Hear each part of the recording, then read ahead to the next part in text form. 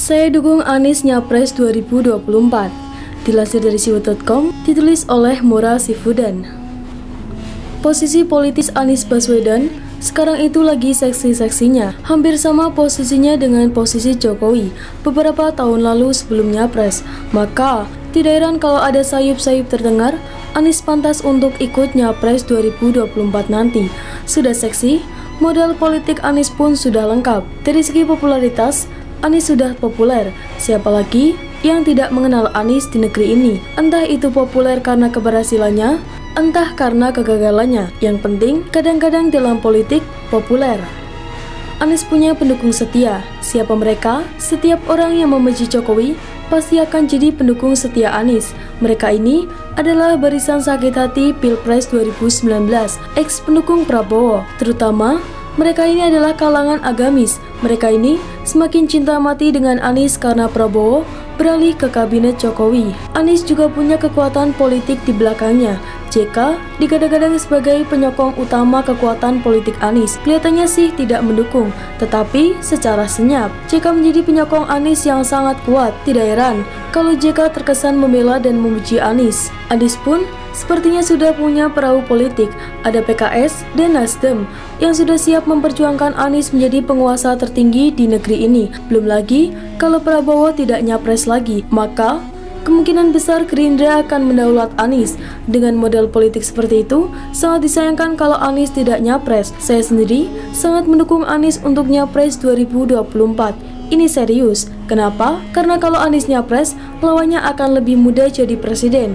Kok bisa? Posisi Anies memang seksi sebagai gubernur DKI, tetapi dia jadi gubernur hanya sampai 2022, 2 tahun sebelum Pilpres atau setidaknya 1 tahun sebelum pencalonan. Selama 2 tahun, Anies akan jadi pengangguran.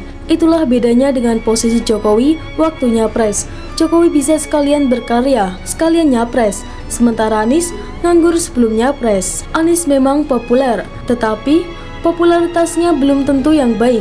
Benar bahwa terkadang dalam politik, popularitas tidak mementingkan kualitas kinerja. Tetapi sayangnya, kegagalan Anies di DKI terlalu kentara. Apalagi, sekarang media sosial sudah jadi lapangan pertempuran politik adu data dan karya setiap capres. Bukan saya tidak mau mencari salah satu yang bisa dibanggakan dari kinerja Anies, tetapi memang tidak ada kinerja legendaris yang bisa dibanggakan, yang bisa dijadikan bahan untuk meyakinkan para pemilih bahkan hanya di sekitar DKI saja. Anies memang punya pendukung setia, tetapi itu tidak cukup untuk memenangkan Indonesia. Hanya mengandalkan pembenci Jokowi sudah terbukti tidak efektif memenangkan Indonesia. Apalagi kalau nanti lawan Anies adalah orang yang punya rekam jejak bersih, tak terbantahkan. Tidak bisa dihoaxkan seperti mereka menebar hoaks terhadap Jokowi, bukan malah menguntungkan.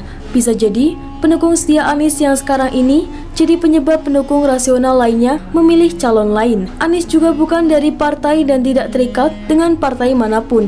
Itu artinya kekuatan politik Anies yang sudah ada itu tidak cukup kuat menandingi kekuatan politik lainnya.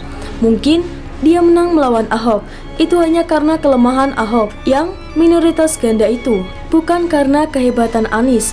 Belum lagi kalau kita perhitungkan komposisi partai pendukung, jika Nasdem ngotot mengusung Anies, maka dia harus menggandeng minimal 2 partai lain untuk bergabung. Iya, kalau partai lain mau mengusung Anies, PDI, Gerindra, dan Golkar punya posisi tawaran untuk mengajukan capres dan dari partai mereka sendiri.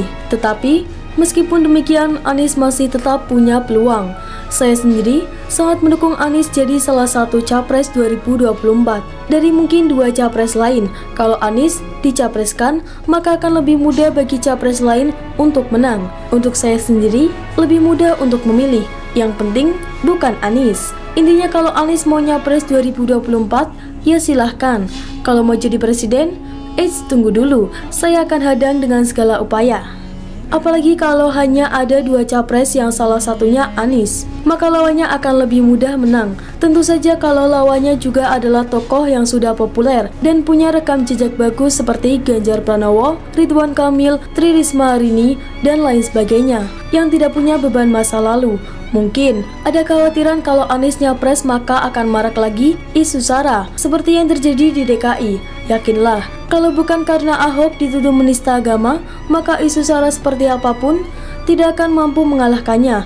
Lagian, sudah terbukti isu SARA selama capres bukan dari kalangan minoritas, tidak akan mampu memenangkan pilpres. Masih lebih banyak manusia waras di Indonesia ini daripada manusia tidak waras pengagum SARA. Salam dari rakyat jelata.